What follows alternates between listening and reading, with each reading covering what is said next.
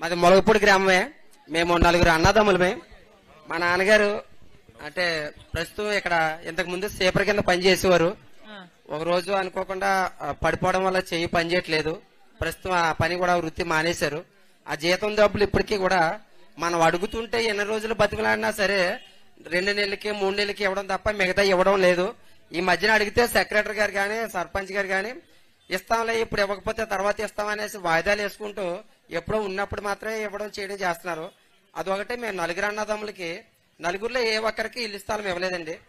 దానికోసం నేను ఎన్నిసార్లు దరఖాస్తు చేసినప్పటికీ దాన్ని రిజెక్ట్ చేసేవారు లోకల్ గా.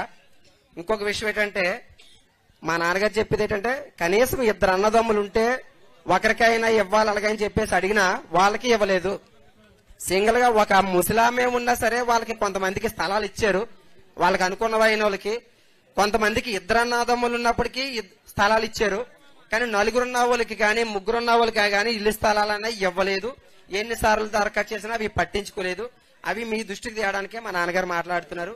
దాంట్లో కొంతమంది అర్హత ఉన్న వాళ్ళకి కానీ పెన్షన్లు కానీ 45 సంవత్సరాలు వీటికి సంబంధించిన కానీ కొంతమందికి అందలేదు. అవి ఎవరికైతే వాళ్ళకి అనుగుణమైన మనుషులు ఉన్నారో వాళ్ళకి మాత్రం వయసులు మార్పించి మాత్రం 45 సంవత్సరాలు ఆ అమౌంట్ రావడం కానీ ఇటువంటి చాలా గ్రామాల్లో సమస్యలు ఉన్నాయి.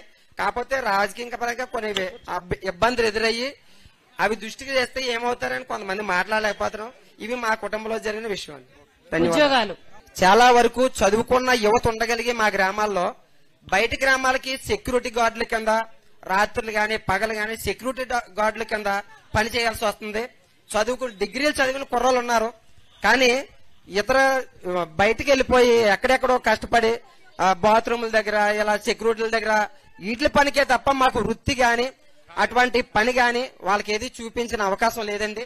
ప్రస్తుతం అటువంటి యువతకి ఏదైనా పని కల్పించి అటువంటి పథకాలు ఏమైనా పనికొచ్చి చేసినట్లయితే ఆ యువత ఉంటది. బయటకు వెళ్లి కష్టపడాల్సిన పని లేకుండా కొంతమంది యువత అయితే తల్లిదండ్రులకి అత్యవసర సమయంలో ఏదైనా కష్టం వచ్చినా సరే రాలేని పరిస్థితిలో బయట ఉంటున్నారండి.